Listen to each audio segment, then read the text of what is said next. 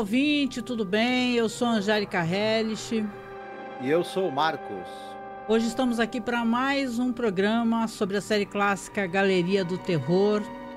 E hoje vamos falar de mais um episódio que tem o roteiro do Rod Serling. Temos aqui também o John Carradine, ou seja, a família está se apresentando aqui em Night Gallery, né? Sim. Mas eu queria pedir no comecinho aqui uma coisa para vocês chamada engajamento. O que está acontecendo? Nós temos aqui uma audiência legal desse programa, só que tem poucos comentários, tem poucos likes. Então eu vou pedir para você já no começo, para você já deixar o like, tá? Que é o mínimo assim que você pode fazer, que já começa ajudando muito. Mas em segundo, comentários. Por quê? Mesmo que no momento você não possa comentar por algum motivo, dá só um, sei lá, bom dia, boa tarde, dá um oi, estou escutando, para que o YouTube apresente o programa para outras pessoas, tá? E claro, se inscreva no canal também. Marcos, como eu falei, né? Teremos aí mais um roteiro do Rod Serling, num episódio pra lá de interessante. E com uma atriz que nós já falamos aqui, nós contamos a história aqui do Sean Astin, né? Da questão da paternidade e tal. Então é mó legal poder retornar a isso, né? Parece que a gente tá retornando a coisas que já foram até faladas, mas acho legal, né? Falar que vai ter a Patty Duck aqui, né? Nesse primeiro episódio. Uhum. Exatamente. O episódio é o episódio 8 da segunda temporada. Ele foi ao ar em 10 de novembro de 1971. E ele é composto por 3 segmentos, né? Aliás 4, né? The Diary, A Matter of Semantics, Big Surprise e Professor Peabody's Last Lecture. Exatamente. Né? Eu já vou adiantando aí que esse episódio tem coisas que a gente tem o melhor que essa série pode oferecer, que é o roteiro do Rod Serling, e também tem um pouco do pior que essa série tem a oferecer, que são as piadinhas, famosas gags, né? Eu só perdoo, a gente vai falar mais, eu só perdoo essa gag porque tem um ator que a gente adora, então a gente vai dar uma passadinha de pano de leve, né, pra gag, só pra poder vê-lo, né? Mas e aí, como você falou, o primeiro segmento é o diário. Isso. E... Pode falar. Não, ou seja, inclusive, como você citou, é roteiro do Rod Serling e direção do William Hale. A gente falou já em alguns momentos desse diretor, né? Já citamos ele. E ele é o cara aí conhecido por séries aí, Túnel do Tempo, São Francisco Urgente, FBI. Ele dirigiu bastante coisa. Ele dirigiu Quando a Tia Ada Veio Morar Conosco, né? Ele é o diretor daquele episódio da Tia Ada. Que já falamos bom dele, né? E enfim, ele também dirigiu alguma coisa de cinema. A gente não citou da outra vez, mas ele dirigiu o filme, por exemplo, aquele filme do Robert Wagner, o Roleta Russa. Nossa, por exemplo, dirigido por ele. Mas, como você mesma citou, a gente tem uma personagem que é a Holly Schaefer. Ela é vivida pela Patty Duck. Ela é uma colunista, ela faz colunas de fofoca sobre Hollywood, sobre o mundo do show business. E ela tem uma língua extremamente venenosa. E, por exemplo, uma das pessoas sobre as quais ela está despejando o veneno dela é uma atriz já de uma certa idade, que está um tanto quanto decadente, né? Que é a Carrie Crane, que é vivida pela grande atriz aí. É engraçado que a Carrie Crane vai ser vivida pela Virginia Mayo, que é uma atriz da era de ouro de Hollywood, né? Então, talvez até, né? Se vacilar, isso. Né? Então, talvez a primeira brincadeira, a primeira piada já esteja aí, né? Acontece que essa fulana, ela faz várias colunas e aparições na TV, descascando, acabando com essa atriz, com a Carrie, né? E a Carrie, ela vai um belo dia numa festa que está sendo dada ali na casa da Holly, e ela traz um presente para Holly. E a Holly, a princípio, não quer deixar ela nem entrar na festa. Fala, não, você veio aqui se vingar de mim pelas coisas que eu falei de você, né? E ela fala, não, imagine. O zelador, o porteiro deixa entrar, né? Isso. Ela consegue convencer o porteiro. Uhum. O porteiro não quer deixar ela entrar, mas ela fala, não, eu tenho um presente pra ela. E realmente, pra surpresa da Holly, a Carrie, na verdade, apesar de tudo de mal que a Holly fez pra ela e falou pra ela, a Carrie tá trazendo um presente pra ela, é um diário. É? Um diário onde ela pode...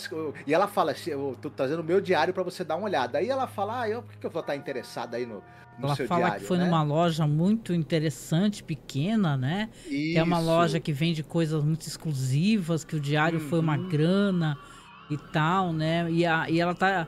A personagem da Patty Duck tá destilando um veneno ali, né? Falando na cara dela que ela é uma derrotada, que ela foi lá pra se vingar, pra, sei lá... Isso. Ocorre o seguinte,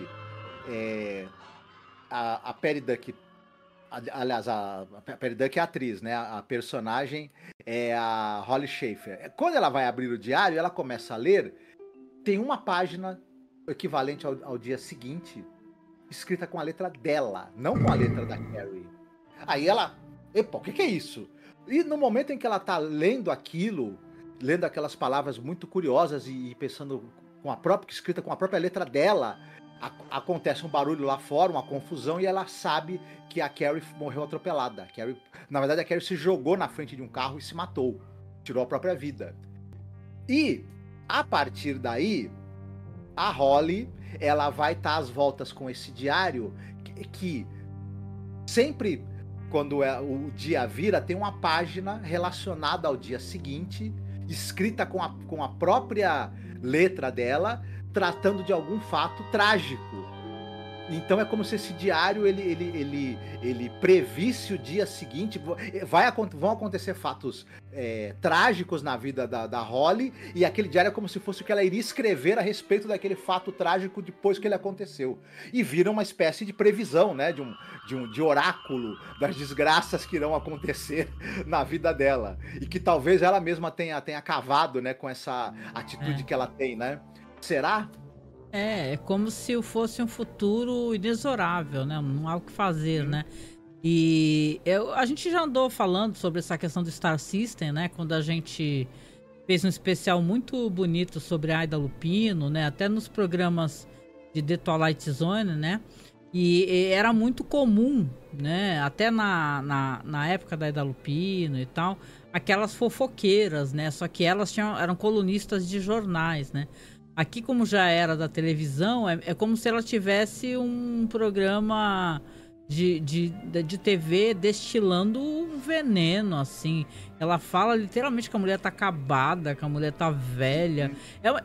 A Patty Duck tá maravilhosa porque ela faz um personagem que você fala assim, caraca, que mulher horrível, gente, né? E quando essa estrela que já esteve em ascensão, que pelo jeito me parece que tem uma relação amorosa, parece que essa mulher que era famosa saiu com algum amante dela, algum namorado. Roubou o namorado dela. Roubou o namorado, ela ficou muito ofendida. Aquilo é uma vingança pessoal que ela tá promovendo, né? E caramba, é interessante como as coisas são construídas, que a princípio são coisas até pequenas, né? É tipo assim, o telefone vai quebrar e nesse dia eu não sei o que fazer. Né, aí a empregada tá limpando, porque a festa era uma festa de ano novo, né? Que a personagem, a Carrie Crane, entrou, né? E aí, como você falou, né? Sobre esse negócio dessa antiga atriz famosa morrer, né? No diário tá escrito assim, nossa, ela é tão brega que ela foi morrer durante a minha festa, né? E tal, né? Então, são coisas que ela realmente poderia ter escrito, porque ela é muito venenosa, muito venenosa. E você vê que ali, né, nessa construção que tem ali, né, de uma vingança pessoal, né, de um ódio muito forte, que essa personagem aí, ela vai ter a vida dela totalmente devastada, né, porque a primeira coisa que aparece é isso, depois aparece essa questão do telefone, depois esse negócio dela não conseguir trabalhar, aí depois o marido que vai morrer, né, e tal... É a Ele vai previsão. fazer uma viagem, né? E aí, mais pra frente, enquanto ele está na viagem, uma das páginas do diário que vai aparecer é ela, né, se lamentando pela morte dele. E No aí ela. consultório do psiquiatra, do E, psicólogo. exato, porque o que acontece à medida que vão acontecendo essas coisas e que parece que o diário meio que prevê o que vai acontecer com ela e ela vê páginas escritas no diário com a letra dela que ela não escreveu, ela vai atrás de um psiquiatra, né? Inclusive é no próprio consultório do psiquiatra que ela vê essa previsão da morte do marido, né? Uhum. E aí meio que parece, e eu acho que o episódio também deixa isso um pouco aberto, que as coisas também vão se desencadeando devido a essas previsões, porque o cara vai ligar pro marido dela, e o cara tá prestes a fazer uma viagem, aí, sei lá, parece que ele quis voltar, né? E aconteceu um acidente. Uhum. Ele ia pegar o voo, né? Aliás, ele já tinha chegado no local, tava no hotel, mas como o psiquiatra liga, avisando que ela tá, né, muito mal e muito instável, muito preocupada com ele resolve voltar e no que ele vai voltar, ele sofre um acidente de carro e realmente acaba falecendo. E aí, realmente, como você falou, parece que aos poucos ela mesma começa a causar essas tragédias que estão meio que previstas no diário dela. E isso vai levar ela a se desestabilizar psicologicamente cada vez mais. E é engraçado que no começo ela fala pro psiquiatra, né? Ela fala: doutor, o senhor tô pagando para você me falar o óbvio, né? Que esses fatos que tem no diário estão me desestabilizando. Eu já sei, né? E ela faz um discurso para ele, ela fala assim: o que você quer que eu diga? Você quer que eu diga isso, diga aquilo? Você quer que eu diga o que eu penso sobre o Woman's Life e tal? Então ela tá ali muito braba, né? E ela fez uma cena também. Eu acho que foi por isso que o marido dela acabou voltando nervoso, porque quando ela foi no escritório do marido, ele tinha ido viajar, ela começa a falar assim: eu preciso falar com ele, começa a gritar e se desesperar, e a secretária fica desesperada também. E claro, né, esse é um episódio aqui sobre uma pessoa que tá quase uma beira da loucura, né? Porque ela basicamente é isso, né, Marcos? As coisas vão piorando até que o episódio vai ter uma reviravolta no final, que é boa a reviravolta. Ela lê uma das páginas do diário do dia seguinte, ela lê que vai ser a morte dela. E aí o que ela faz? Ela fala pro médico, é o seguinte: me interna. Aqui. Não, veja bem, não mostra ela falando nem nada, isso, né? Não mostra. Já mostra, na verdade, ela já internada e tal. Isso. E ela fala que tem uma página em branco. E ela fala assim: meu Deus do céu, o que vai aparecer nessa página em branco? E ela já tá internada, aí ela fica gritando lá no sanatório, ela tá no sanatório mesmo, né? Pelo médico, gritando: doutor, doutor, doutor, né? E... desculpa, você falou uma coisa importante que eu vou me corrigir também. Na verdade, ela não lê no diário que ela vai falecer. Sempre tem alguma coisa que ela escreveu no dia seguinte e normalmente é uma tragédia relativa a outros. Dessa vez ela olha no diário, a página do dia seguinte está em branco. Isso. Ela deduz que está em branco porque ela vai morrer. E ela já tá no sanatório, não é isso, né? Isso. Aí ela tá no sanatório, ela começa a gritar e o médico vai lá e fala com a enfermeira assim: você é nova aqui, né? Aí ela fala assim, quando ela pediu uma caneta pra escrever, porque ela deduz, essa personagem aqui, a Holly Schaffer, ela deduz que ela pode escrever a próxima página pra poder voltar a ter autonomia sobre a vida dela, né? E aí o médico fala pra enfermeira assim: olha, quando ela pedir uma caneta, pode dar pra ela. Né? Exatamente. A enfermeira fala: tá bom, porque ele fala assim: porque ela já tá aqui há 5 anos pedindo pra essa caneta pra poder escrever. E a gente entende, né? A gente até conversou, e a gente acha que essa página se apaga, né? Isso. Ela antes, talvez ela enxergasse no diário. Ela enxergava uma página escrita que ela não lembrava de ter escrito. Agora é o contrário. Ela escreve na página, mas quando ela olha, ela vê a página em branco. E o medo dela de morrer porque a página tá em branco, tá se renovando todos os dias há 5 anos, né? É uma punição terrível, né? Exatamente. Que vingança que a veterana lá, a atriz lá, Carrie Crane, promoveu, né? Ela falou assim: você fala mal de todo mundo, você tá destruindo a vida de um monte de gente, né? Aí eu tô te dando um presente aqui, né? Quando ela abre, aí tá feito o feitiço, né? Uhum. Aí a gente lembra, agora é uma coisa interessante, né? Antes da gente falar um pouco do elenco também, né? Que tem umas curiosidades aí pra falar. Mas esse episódio é muito, muito legal, mas é por quê? Porque aí é além da imaginação dentro de Galeria do Terror. Se você pensar, roteiro do Rod Serling. Aí o que tem? Uma história que é baseada num objeto que tem poderes mágicos, ou se você fizer mau uso dele, ele vai te destruir. Ou então ele foi dado pra você já pra você se desgraçar a partir do seu lado ruim, dos seus pecados, dos seus erros, e ele vai potencializar isso pra isso te destruir, né? E a gente viu isso muito em Além da Imaginação. Outra coisa, diálogos muito afiados. Isso é uma coisa que é diferente, né? Principalmente em Galeria do Terror, infelizmente, é muito diferente quando é o Rod Serling escrevendo. Os diálogos, eles definem incrivelmente bem a personalidade daquele personagem que tá ali. A psicologia daquele personagem, o que ele pensa, o que ele sente, o arco, porque o personagem, ela vai viver um arco de desestruturação da psique dela. E no que ela fala, da maneira como ela se pronuncia, no que ela vai dizendo pro psiquiatra, no corpo do texto dela tá todo esse arco da personalidade dela, da psique dela se confundindo e se desfazendo, né? Caindo na confusão e na loucura. E tudo isso tá muito bem colocado nos diálogos. E aí serve pra quê?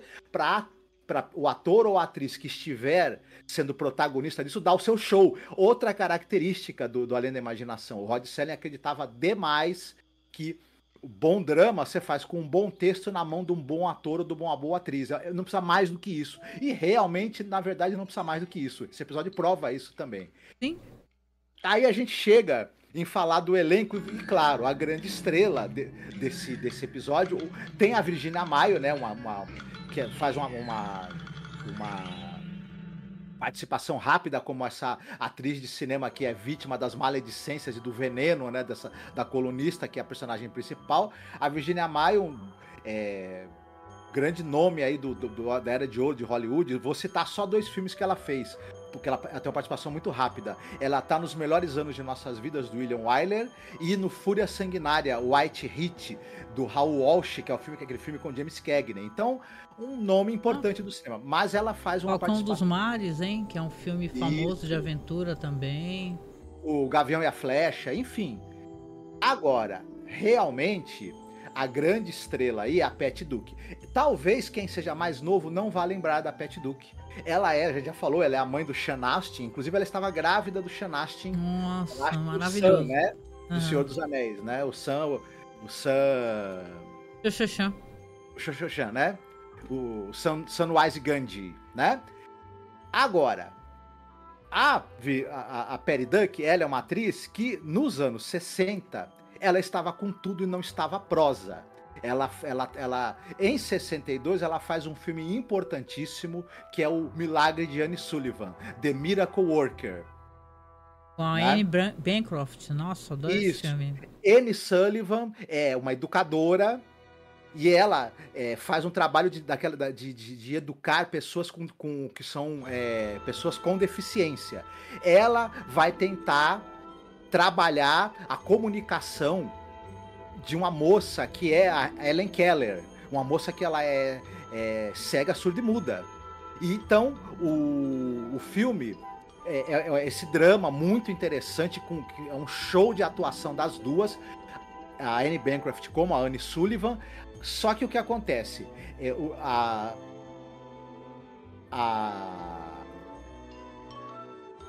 Anne Bancroft vai ganhar de melhor atriz, né, nesse ano, no Oscar do ano seguinte. A Patty Duke, ela vai ganhar de melhor atriz coadjuvante o Oscar, vai ganhar o BAFTA e o Globo de Ouro de atriz revelação por esse papel. Caramba. Interessante. Depois, em 79, vai ter uma versão para a televisão dessa mesma história. Aí a Patty Duck não vai ser mais a moça surda, muda e cega, a Helen Keller. Ela vai ser a própria Anne Sullivan. Ela vai fazer o papel da educadora. Ela fez em 2 momentos o papel tanto da moça que vai ser tratada por essa educadora para conseguir se comunicar, né? A Helen Keller, quanto vai fazer o papel da educadora também, da Anne Sullivan, depois no filme para a TV, em 79. Nesse filme, a Helen Keller, que é a moça, né, com deficiência, ela é vivida pela Melissa Gilbert. E, além disso, o que acontece? Ela vai fazer esse sucesso, vai ganhar esse monte de prêmios, e em 63 ela vai fazer o Patty Duke Show na TV, que vai durar 4 temporadas. E ela é um sitcom em que mostra a vida de uma garota, adolescente, ela vai mudar de cidade, mas vai ter que ter novas amizades, se reintegrar com a turminha na escola e tudo mais, enfim, aquela comédia de costumes americana, e ela interpreta 2 gêmeas, né, a Patty e a Cat. Nossa, que engraçado. Sim, e esse Patty Duke Show, ele era o showrunner, era o Sidney Sheldon. Nossa, como eu li Sidney Sheldon na minha vida, gente. Sim. Eu adorava ler. Pô, que legal, que legal. Isso. Depois, nos anos 70, ela vai voltar a causar, a Patty Duck, porque ela vai fazer aquele filme famosíssimo que é O Vale das Bonecas. Nossa! Outro livro que eu li pra caramba, eu adorava esse livro. Adorava, meu Deus.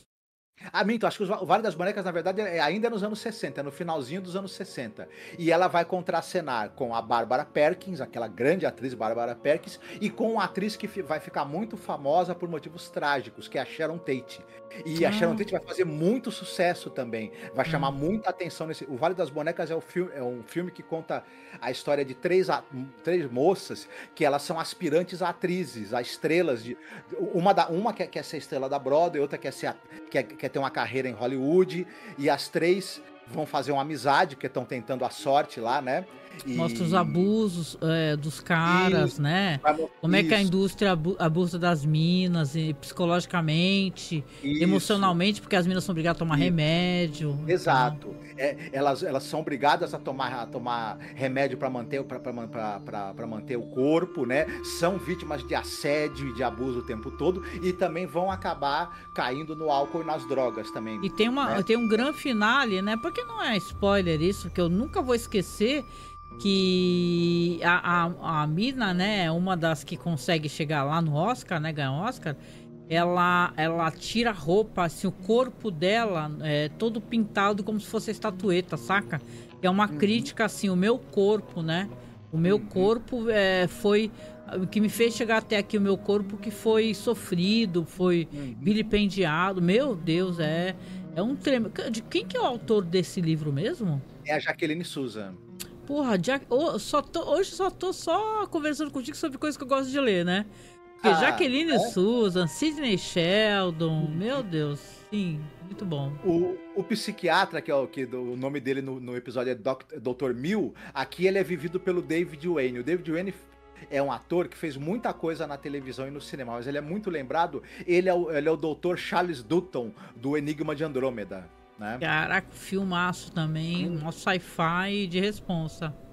Sim, então é isso, esse episódio ele é muito interessante, ele tem um trabalho de roteiro e de construção de diálogos excepcional, e a Patty Duck, ela mata a pau, né? Ela arrasa. Ela tá arrasadora, né, no episódio, ela tá, meu Deus, tá arrasadora.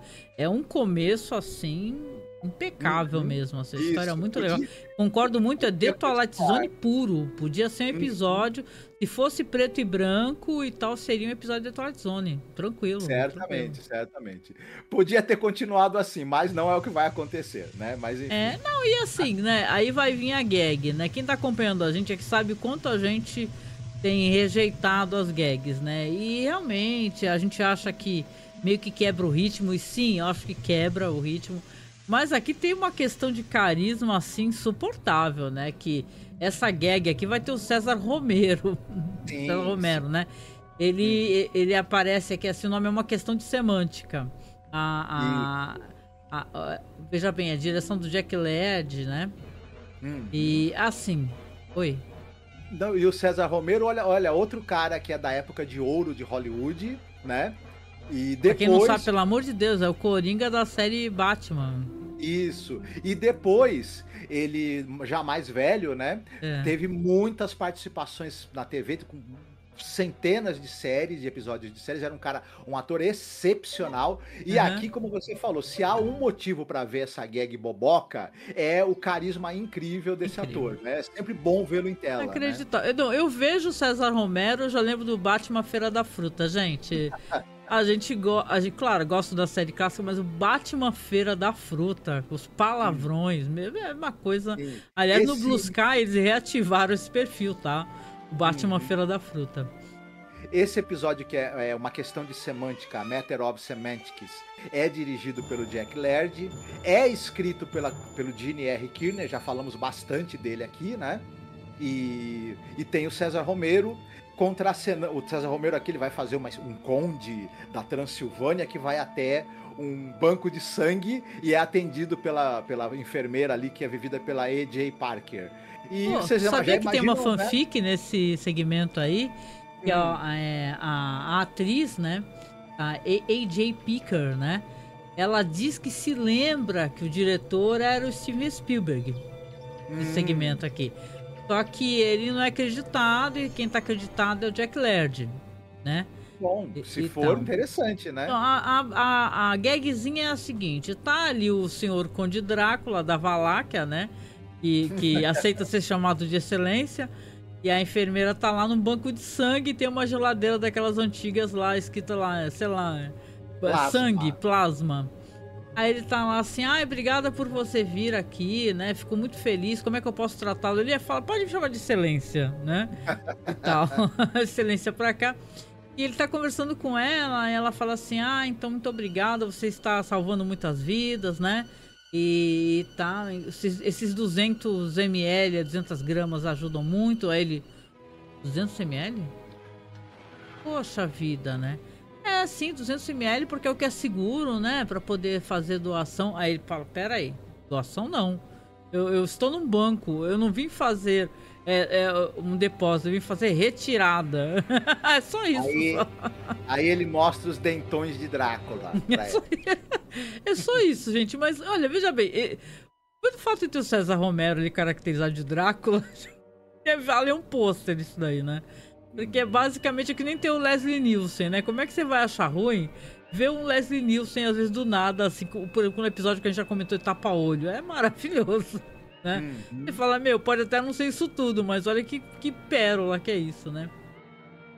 Aqui a gente vai pro próximo segmento que eu vou comentar aqui, então vou dar a sinopse pra vocês, tá?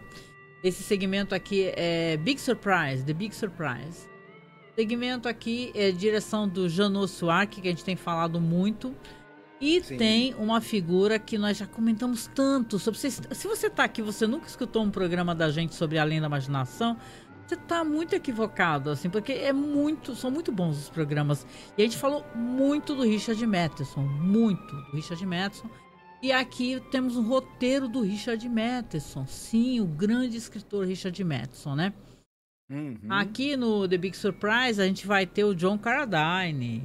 Nós tínhamos lá no episódio da Fazenda Fantasma, a gente tinha o filho, né, o David, né, Mega Ripongo. Aqui nós temos o grande ator clássico John Carradine. Acho que o Marcos depois fala um pouquinho sobre ele, né, e tal. Mas eu quero aproveitar aqui só para contar a sinopse, aí o Marcos vai trazer também as questões, a gente deixa o desfecho para comentar juntos aqui, tá?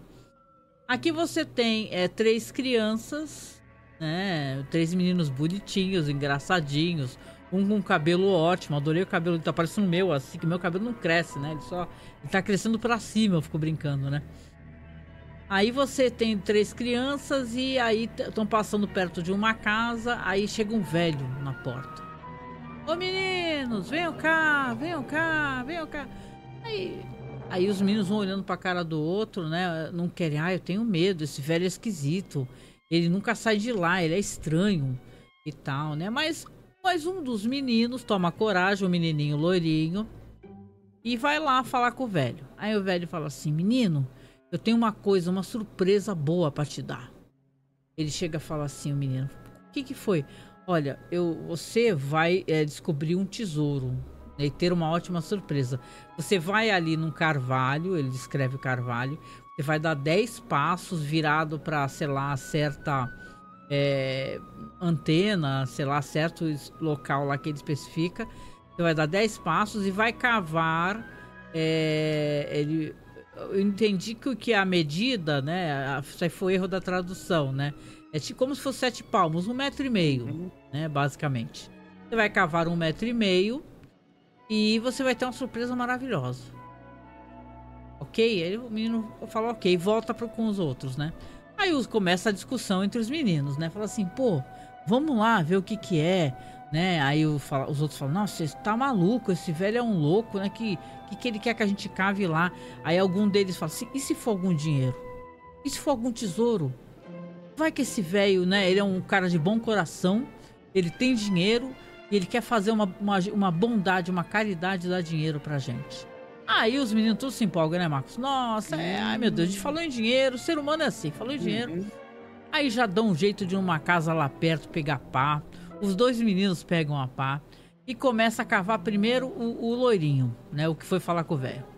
Aí começa a cavar, eu até falei pra tu, meu Deus, né? 1,5 metro de cavar, você não tem noção o que é cavar 1,5 metro de terra, né? Dependendo do tipo de terra, e ainda era uma terra que ele tava cavando meio com pedra, sabe? Um solo duro.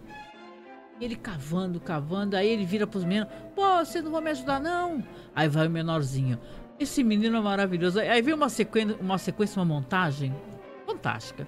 O menininho pequenininho morrendo, com a cara segurando a cara encostada na pá. O outro grandão resolve ajudar, mas muito a contragosto. Aí vai abrindo-se aquele buraco, né?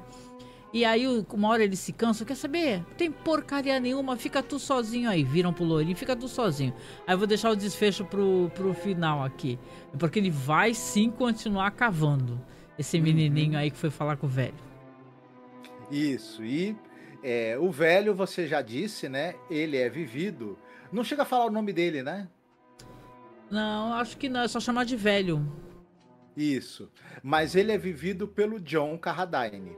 A gente tá falando aqui em pessoas que foram da era de ouro de Hollywood. Outro exemplo, John Carradine é o cara dos filmes do John Ford. As Vinhas da Ira, No Tempo das Diligências, O Homem que Matou Facínora. Né? Ele é Masters of Horror também, junto com Vincent Price e tal. Isso. Depois, quando ele ficou mais velho, ele foi fazer muitas participações na TV e... mais pra frente ainda, ele enfiou o pé na jaca do cinema de terror, dos filmes B. Ainda bem. E ele nunca parou de trabalhar e ele encarava, né, de maneira deliciosa também a participação em tudo que é tipo de filme de terror e filme B. E é muito legal. Então, na verdade, o pessoal que é público de terror, quem gosta de cinema clássico sabe quem é o John Carradine por conta dos filmes do John Ford, por exemplo, né?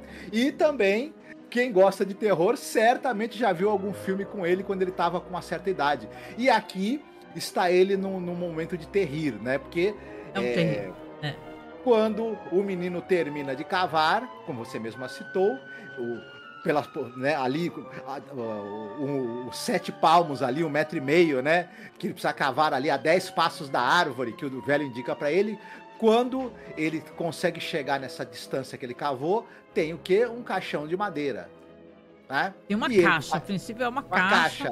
Você fala, nossa, né? O menino olha e fala, meu Deus, é agora, né? Ele pega a pá e imprensa assim para poder abrir, né? Isso. Quando ele abre, quem sai de lá de dentro? O velho. Né? Pra dar olha, nessa hora, eu juro que na minha cabeça apareceu o Sérgio Malandro falando, yeah! Foi a pegadinha do malandro. Falar que o velho sai e fala surpresa. Olha, eu vou te falar que a pegadinha mais troll do mundo que esse velho aprontou, malandro, as criancinhas, o trabalho infantil pra poder trollar as crianças, cara, mas foi engraçado. Olha, esse episódio, se eu fosse, é um episódio que com grana, ia dar um episódio do Creepshow, saca? Ia sair um monstro horroroso lá de dentro, o velho todo apodrecido. Isso. Se o velho sai de dentro do caixão, já todo como um cadáver apodrecido, Porra. aí é tinha... cripta do terror, aí é show, hein? Creepshow, total. Mas foi divertido. Aqui em Galeria do Terror, apesar do nome Galeria do Terror, normalmente eles não querem chocar muito, né? É verdade, eu já reparei isso daí, né? Eles lidam com temas pesados, como no primeiro segmento, que tem tema de suicídio, né? No, tem o Drácula querendo colocar sangue, mas aqui tem trabalho infantil, né? Porque o que o cara faz com as crianças, meu. E é claro que, velho, é alguma entidade. Porque como é que ele tava lá na casa dele e mandou o menino cavar, o menino levou um tempão cavando. Então eles falavam que nunca viam o velho tava morto.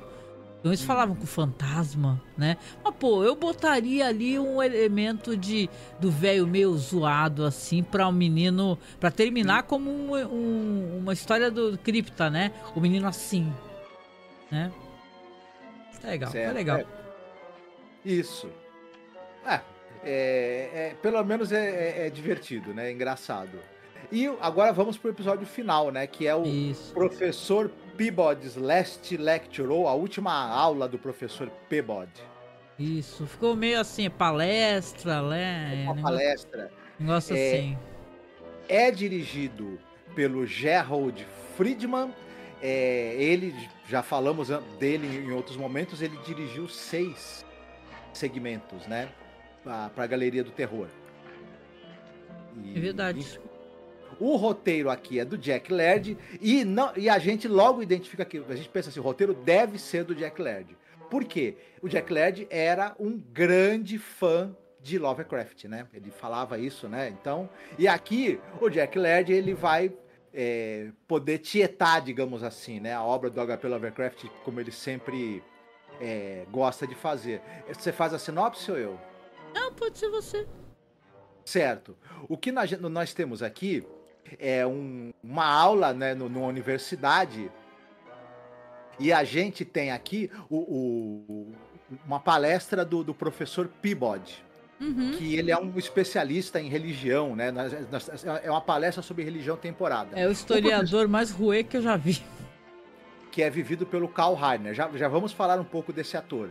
Mas ele está dando uma palestra, ele dá aula pelo jeito de religião comparada e história da religião. E ele está dando uma palestra sobre cultos obscuros, seitas. E ele engraçado, né? Lá no quadro negro estão escritos os nomes de várias entidades dos deuses da mitologia do H.P. Lovecraft, da obra do H.P. Lovecraft, né? E ele vai falando, não, porque recentemente nós temos visto aí o surgimento de cultos de deuses obscuros da antiguidade, e aí ele vai falando sobre esse culto, né, e sobre essas estranhas, né, divindades aí, e só que tirando sarro, dizendo que é gente idiota, gente maluca que tá cultuando esses deuses absurdos e ridículos aí, né? E ele vai falando, né, de quanto cada um dessas entidades aí, o conceito delas, acreditar nessas entidades aí é idiota, de que esses seres aí, eles são seres que estão aí desde a aurora da humanidade, antes do homem. Umas pessoas são idiotas por cultuar, falando assim, nossa, eu tô preocupado com o almoço, ele não fala assim, né? O que vai ter pra comer? E ele fala, né, que não, isso daí o pessoal tem estudado na Universidade de Arkham, né? O pessoal tem feito estudos Miskatonic. Não, mas aí quando ele fala de Arkham, depois ele fala, inclusive, na Universidade de Miskatonic, eu consegui obter uma cópia de um livro onde fala-se muito dessas entidades, é o tal do Necronomicon. Eles sacam a cópia do Necronomicon e começam a ler os trechos do Necronomicon que falam do retorno dessas entidades, inclusive do Hyliae Cthulhu, né? Aí vendo. E enquanto ele tá lendo trechos do Necronomicon, coisa que não se deve fazer, né? Se você leu alguns contos do H.P. Lovecraft, você sabe que não se deve ler o Necronomicon em voz alta. né? Ele vai fazer isso, começa a ter raios, tempestades, o céu fechar e tudo mais, e ele continua desdenhando e lendo. Acontece que, em um determinado momento, ele vai se transformar em uma criatura meio homem, meio alga do mar, meio anfíbio, uma dessas criaturas monstruosas que é uma maquiagem divertida, viu? É legal. Isso. Coisas que a gente vê no HP Lovecraft. No caso específico, essa maquiagem remota a coisas que você veria no livro Dagon, por exemplo, né? Isso, é meio marítimo, né? Então tem um aluno lá também que fica interrompendo e falando com ele, que é o próprio Lovecraft, né? Isso, ele fica falando, fale aí, senhor Lovecraft. Ele é gago Lovecraft no episódio. Eles fazem um rapaz com carinha de nerd estudioso gago, né? E ele é até meio engraçado. E ele seria o Lovecraft. O Lovecraft, na verdade, não era muito assim, né? Ele era uma figura muito mais sorumbática, digamos assim, né? Sorumbático. Não, e é legal, eu gosto das imagens, né? Que fica aparecendo o céu, as nuvens. Aí lá fora o vento tá lá torando, né? Vento, chuva e tal. E ele falando lá um monte de palavras. Que não sei o que lá. Bababá. E ele é muito debochado. Ele é o historiador mais debochado que eu já vi, cara. Ele é muito debochado. E quando termina, né? Começa aqueles eventos lá, ele vira essa criatura marítima, que saída do Dagon, assim, é um final divertido, né? Eu vou assumir que eu achei divertido também. A gente gosta de terror, né? A gente entende, né, essas referências literárias, né? Quero até aproveitar, porque assim, né? Claro, você vai falar do ator, né? Que eu acho que é a figura mais emblemática do episódio, do segmento. Mas tem um monte de coisas legais, né? Mas eu lembrei logo de cara, porque tem aquela antologia, né? Que é um filme, acho que é com 3 segmentos, chamado justamente Necronomicon. Que é muito legal, que saiu no VHS, faz uma cara mesmo. E saiu esse Necronomicon. E tem várias coisas famosas que o pessoal relaciona com Lovecraft. Tem aquela minissérie Lovecraft Country, né? Que eu lembro que a gente gostou bastante na época, né? Quer ver? Aniquilação. E o pessoal fala que tem relação com A Cor que Veio do Espaço. Tem a própria Cor que Veio do Espaço, que tem até o Nicolas Cage, né? O famoso A Beira da Loucura, né? Que eu já até mencionei de passagem aqui, do John Carpenter, né? E por aí vai, Enigma do Outro Mundo. Meu, é muita coisa boa. O cara podia ser um racista safado, sem vergonha, mas ele acabou influenciando muito a história do cinema, né, Marcos, né? Na televisão, as histórias de terror em geral, escritores, né? O Stephen King tem histórias que relacionam a coisa totalmente Lovecraft, né? Sim, exatamente. E aqui eles fazem uma coisa, uma brincadeira, né? Com os conceitos aí do horror cósmico, né? Do Lovecraft, inclusive citando trechos do Necronomicon, né? E os demônios, aquele, como é que é? Dog, como é que é? Dog não, gente. Yog-Sothoth, Cthulhu, ele fala, né? E zomba de todos, ele fala mal do Cthulhu pra caramba, né? Aí o que ele chama de, ele pronuncia Cthulhu lá, né? O Cthulhu, ele avacalha, né? E não se deve, se você já leu o Lovecraft, você sabe que não se deve falar mal do Cthulhu também, né? Mas enfim. Mas é um episódio curtinho e divertido, legalzinho. Vamos colocar assim, teve episódios de galeria que eu já terminei mais frustrado. Esse aqui eu achei divertido, achei que foi legal, né? Valeu muito a pena. O professor Peabody, ele é vivido por um ator chamado Karl Reiner. Esse Karl Reiner, ele é um cara, ele é o pai do outro, do Rob Reiner, que também é um outro ator, né? Mas o Karl Reiner, ele é um dos maiores nomes da TV e do humor na TV americana. Ele é um dos caras que ele é um dos grandes caras que estabeleceu essa coisa dos programas de humor. Ele tem a carreira muito ligada ao Dick Van Dyke Show, né? Ele é o idealizador desse grande programa de comédia, né? Legal. Que foi, e ele fazia, ele escrevia produzia e ele também atuava ao lado do Dick Van Dyke. Inclusive o Dick Van Dyke tá vivo, né? Caraca. 99 anos de idade. Caraca. Olha eu falando caraca, minha mãe vai fazer 100 anos agora em abril, né? Isso. Minha mãe é da mesma idade.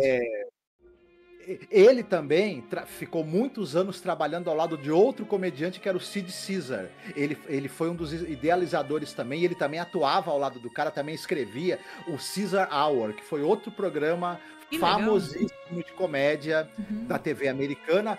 Ele também, ele foi parceiro do Mel Brooks, ele escrevia sketches, escrevia junto com o Mel Brooks. Ele também foi parceiro de escrita do Woody Allen, o Woody Allen também escreveu muita coisa para sketch de humor ao lado do Karl Reiner. E mais pra frente, mais recentemente, o Karl Reiner também, ele além de escrever, produzir, ele também dirigiu. E ele é o cara que é responsável por lançar o Steve Martin. Sério? Ele descobriu o Steve Martin e os filmes do Steve Martin, o Panaca, Cliente Morto Não Paga, o Médico Erótico. Nossa, esses filmes então você é grata pra sempre, porque, eu acho que é um dos atores que eu mais amo, assim. Ele tem até essa série agora de investigação, né, de humor, com a Selena Gomez, o Martin Short, né? Ele é adorável. Pô, que coisa incrível. Isso, e alguns dos grandes sucessos do Steve Martin foram dirigidos e produzidos pelo Karl Reiner, né? Que eu já citei, o Panaca, o Médico Erótico. E tu falou uma coisa mó legal pra mim. Que eu adoro. Ah, muito bom. Não, e tu falou uma coisa muito legal, porque tu falou do Rob Reiner, que é o diretor de Conta Comigo, né? Ah, legal, né? Mas foi um bom episódio, divertido, os segmentos foram divertidos, o primeiro episódio foi intrigante, então... Assim, vamos fazer a pergunta, né? Bora fazer aquela pergunta. E aí? Qual é o episódio favorito, segmento favorito? Qual que você achou inferior, na tua opinião? Então, o que eu mais gostei sem dúvida, é o Diary. Não tem como. É show de interpretação da Peri Duque, roteiro afiado do Rod Selly, não tem o que fazer. Não tem ótimo, jeito. Ótimo, muito bom mesmo. É o tipo de história de terror, né, que vale a pena. Deve ter um monte. Se a gente for procurar, com certeza tem vários episódios que a gente mencionou quando gravava sobre The Twilight Zone, de objetos mágicos. A gente adorava esses episódios de objetos mágicos, né, que trazem uma maldição, que tem é um desejo que você tem que fazer, né? Eu gostava desses segmentos, eu achava legal, né? Então é legal também. Concordo contigo. O meu favorito também é o Diário, mas eu deixo aqui como segundo favorito o dos meninos, cara, porque eu achei isso muito fofo. É muito Conta Comigo, né, aquilo, né, e tal, né, dos menininhos indo pra uma aventura. Tem o The Body lá, né, do Stephen King, né, então é muito legal. O John Carradine engraçadíssimo, aquela pegadinha do malandro absurda, né, com as crianças, meu. Então, na verdade, eu não vou nem colocar pior aqui, porque até a gag dessa vez, como nos trouxe o César Romero, eu acho que vale a pena a gente elogiar a presença dele, né, que faz tanta falta. Ele era tão engraçado, era muito legal, melhor Coringa, um dos melhores Coringas, gente, que já existiu, era o César Romero, com aquele bigode, porque ele pintava o bigode, né, Marcos? Ele estava de bigode e pintava o bigode, que isso era engraçado também, né? Sim, sim. É isso, né? E a gente vai chegando aqui no final de mais um programa, né? Pois é, gente, como eu falei pra vocês, né, a nossa pasta lá, ela andou ficando um pouco mais cara. E não sei quanto tempo a gente vai conseguir manter essa pasta com todos os episódios de Twilight Zone, legendados, em qualidade. Então, se você puder, nos ajude, não importa qual é o valor que você possa nos ajudar, se é com 5, se é com 10, não importa, é uma vaquinha entre amigos, entre nós que gostamos do Rod Selling, que gostamos de Além da Imaginação, tá? O nosso Pix é apoiomasmorra@gmail.com. Lembrando que a gente tem lá no Apoia-se, né? A gente tem uma página e você pode apoiar mensalmente. Eu acho que sai pelo cartão de crédito, 10, 20 reais, que você puder apoiar. E a gente quer, claro, também, né, Marcos, agradecer os apoiadores, que a gente tem apoiadores fiéis que estão salvando a vida, cara. Sem vocês, nós não teríamos mais condições, a gente já teria desistido de fazer podcast. Então, Se você nos apoia, saiba que a gente te abraça com afeto, te agradece, né? E a gente sabe que você tá com a gente, você tá conosco aqui. A gente tem comentários de gente muito legal nos vídeos. Lembre-se de comentar, como eu pedi no começo, tá? Porque isso ajuda o YouTube a falar, pô, esse canal é legal, né? Então, se a gente tiver 50 espectadores, sério, e tiver 50 comentários, deixe seu comentário aqui. Estou escutando, ok, estou curtindo. Ai, gostei disso ou gostei daquilo. Você precisa conversar com a gente, tentar interagir dentro dessa plataforma do YouTube, porque a gente poucas pessoas estão acessando os programas, assim. Como é que eu posso explicar? Não é que eles são mal acessados, mas para as outras pessoas entenderem que a gente está fazendo esse programa, o YouTube precisa entender, o robozinho do YouTube, que é burro, né? Ele tem que entender que tem gente gostando. Então, se você gosta, a única maneira, gente, é de você compartilhar, é você dar o like, é você se inscrever, não tem jeito, tá? Então, a gente com isso aqui deixa o quê? Um abraço gostoso. Nosso muito obrigado. Essa temporada é maior do que as outras, então a gente vai ficar um bom tempo fazendo, tá? Mas a gente resolveu uma boa notícia, que voltar também a fazer as lives de quarta-feira, né? Então você vai ter, olha, duas coisas que eu tô entregando fora, né? O que eu tô fazendo com o Marcos aqui, Galeria do Terror. Eu tô toda sexta-feira gravando sobre a série Severance, porque eu sou louca, apaixonada por Severance. Então, se você gosta disso, por favor, já se inscreve aqui, já dá o like lá nos episódios que eu já fiz. E também nas quartas-feiras a gente costuma conversar sobre cinema, uma maneira da gente se aproximar do nosso ouvinte, ter vocês mais pertinho, de vocês mandar mensagem áudio, e tem como escanear o QR Code e mandar mensagem áudio, tá bom? Então um beijinho pra você, fique muito bem e até o próximo episódio. Opa, fiquem bem. Beijinho, tchau, tchau. Tchau.